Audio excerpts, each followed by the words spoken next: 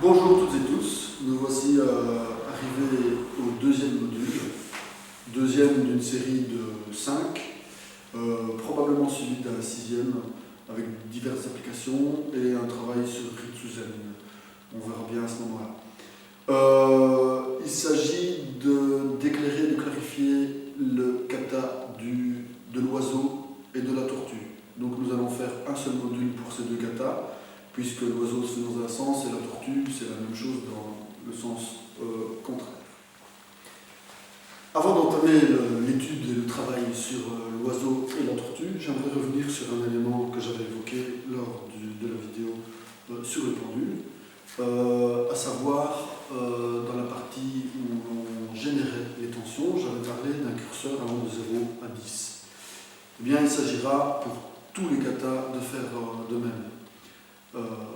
En partant du curseur le plus bas pour se focaliser toujours sur la justesse du mouvement, le souffle, la synchronicité, la détente, et en augmentant petit à petit le curseur pour affiner le travail et pouvoir générer un travail de puissance en augmentant la charge. Donc il en ira de même pour chacun des katas, l'oiseau, la tortue, le dragon, l'ours et le phénix que nous allons aborder tout de suite. Prenons la position de départ, même chose, je vais rapidement ce que je l'ai assez expliqué. Les pieds parallèles, plus ou moins à la large du bassin, tension dans la colonne vertébrale, on essaye d'éloigner la pointe du crâne par rapport au coccyx pour générer une tension permanente, plus ou moins intense dans la colonne vertébrale. Vous connaissez l'histoire, il s'agit toujours de mouvoir le bassin dans l'espace comme dans le pendule. Mais nous allons activer beaucoup plus la colonne dans son ensemble, l'enrouler et la dérouler. Je montre la forme et puis j'explique les détails. Il s'agira de déplacer le bassin d'avant en arrière et d'enrouler la colonne vertébrale dans son intégralité. Lorsque le bassin file vers l'arrière, l'ossature scapulaire est protégée, propulsé vers l'avant. J'essaye d'éloigner le bout de mes doigts de la pointe du coccyx. Éloigner, rapprocher. Les tensions dans les jambes sont les mêmes que dans le pendule, lors du pendule. Il s'agit d'un travail en spirale.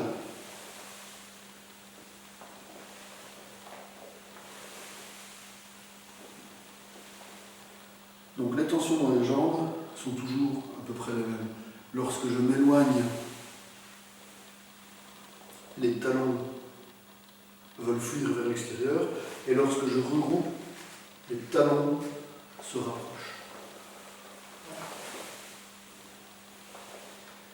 L'oiseau, la tortue, c'est exactement le même principe, mais dans le sens inverse.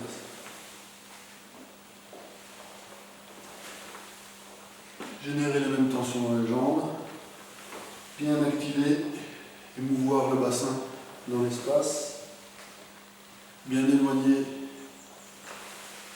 le coccyx du bout des doigts, faire plonger la tête pour sortir la tête de la carapace, le menton se colle à la poitrine et j'ouvre la gorge en remontant.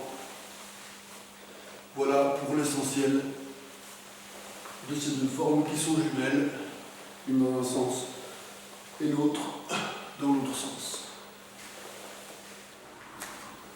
Pour rappel, regardez bien le travail du bassin par rapport au haut du corps. Dans le pendule, il s'agissait de bouger le bassin par rapport au haut du corps qui restait relativement à la même place. Ici, lorsque le bassin recule, le haut du corps va s'avancer pour se regrouper et travailler la colonne comme un fouet.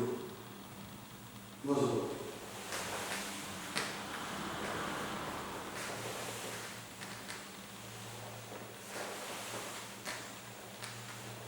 Toujours travailler les tensions dans les pieds, dans les mollets, l'intérieur des cuisses. Ne pas laisser les genoux rentrer. Et bien mouvoir le bassin d'avant en arrière. Et lorsque le bassin recule, le haut du corps avance. pour s'enrouler et revenir dans la ligne. Même chose, je fais l'oiseau, même chose pour la tortue au sens inverse. Je me réaligne, je rééloigne mon bassin, l'avant du corps s'enroule, s'étire vers l'avant en essayant de s'éloigner le plus possible du coccyx, de la base de ma colonne vertébrale. Ici, dans ce travail, je n'ai pas encore évoqué le travail des omoplates.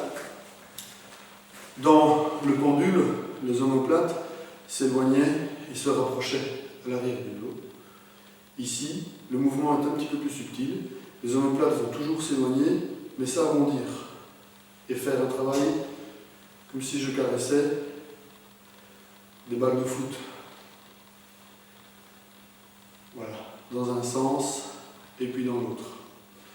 Le travail des pieds, je l'ai expliqué, fuite, rentrée, fuite, en spirale, jusqu'à la tête des fémurs, comme précédemment vu dans le kata du pendule. Lors de votre travail de l'oiseau et de la tortue, commencez toujours par travailler en vous focalisant sur la justesse du mouvement, les éléments que j'ai évoqués, la colonne vertébrale, l'enroulement de la colonne vertébrale, le travail du bassin, le travail des tensions dans les jambes. Une fois ce travail fait et réalisé en détente la plus complète, vous pouvez commencer à charger et à augmenter la résistance lors du travail.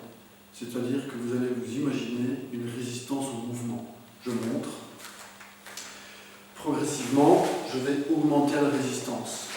On va dire qu'à ce niveau-ci, je suis au niveau 1. Je vais passer au niveau intermédiaire, au niveau 5.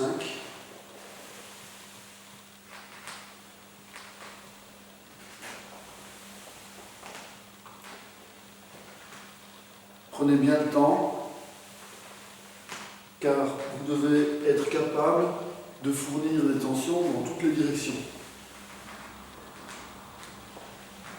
C'est intéressant, vous allez vous rendre compte en faisant ceci des vides qui peuvent exister lors de la réalisation du kata, et il s'agira pour vous de ne pas mettre trop de charge, mais d'aller jusqu'à la charge qui va révéler ces vides, et puis de combler petit à petit ces vides par des tensions dans la direction qui fait défaut.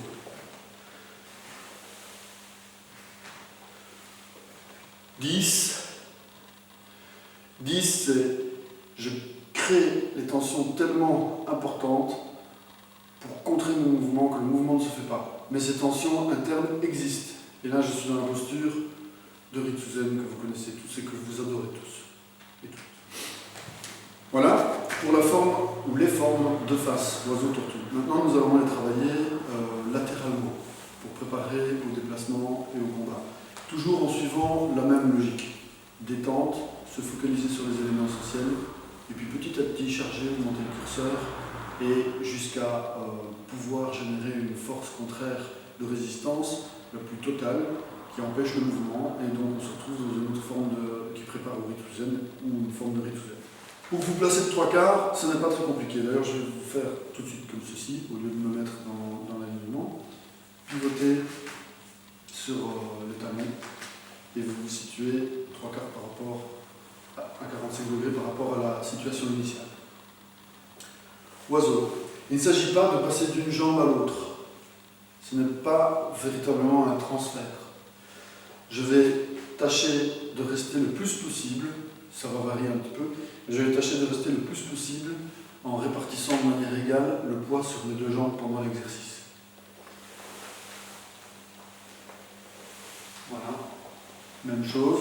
Alors ici, l'avantage de travailler à 45 degrés, c'est que vous allez générer des tensions beaucoup plus subtiles au niveau des jambes, du contrôle des jambes.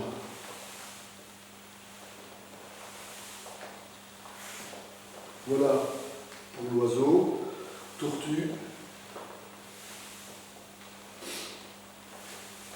Même chose, première étape, se focaliser sur la justesse du mouvement, les tensions dans la colonne vertébrale, les appuis dans les jambes, les mouvements spirales, synchroniser tout avec les mouvements des omoplates de la ceinture scapulaire, et puis progressivement, que ce soit dans la forme de l'oiseau ou de la tortue,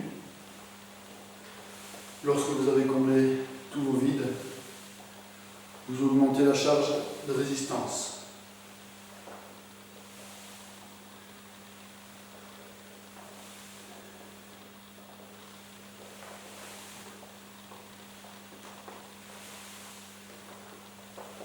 Voilà, comme ceci. Détente, tension, générer l'expression de la force ou l'équilibre. Donc, je reprends la forme de face ainsi que celle de profil et nous allons exprimer la force en passant d'une graduation la plus basse possible à maximum. Oiseau, voilà. Je peux générer normalement la force à n'importe quel moment. Vous voyez, quand je descends, je peux générer de la force vers le bas, je peux générer une force de traction, coup de coude, je peux générer une force vers le haut, coup d'épaule, je peux générer une force vers l'avant. Choisissez bien la direction que vous allez travailler pour ne pas faire un travail trop long et séparez bien chacune des directions pour faire un travail précis et bien construit. Ici, je vais faire quelques expressions de force vers l'avant. Pour commencer, puisque la forme de l'oiseau, autrement appelé le tigre aussi, s'y prête très bien.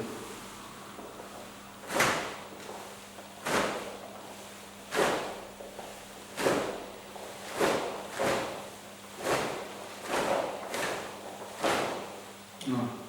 Vers l'avant. Tortue, même chose.